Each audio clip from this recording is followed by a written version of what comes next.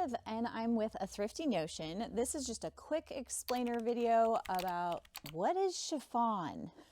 This is chiffon.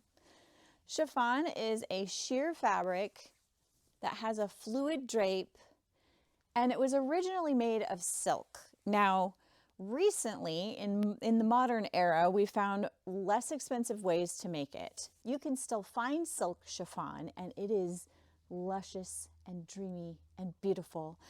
But mostly you're probably going to run into polyester chiffon, which is still dreamy and beautiful. It just doesn't feel as good on your skin.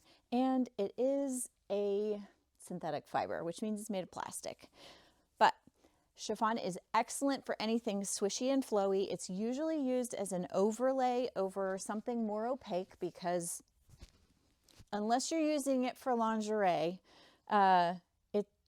it's probably a little too see-through for just using on its own. It's wonderfully drapey, which means you can do a ton of gathers and it's still not very bulky. So it's excellent for beautiful formal gowns and things like that where you want to do a lot of swags and draping and just really pretty stuff. So this is chiffon.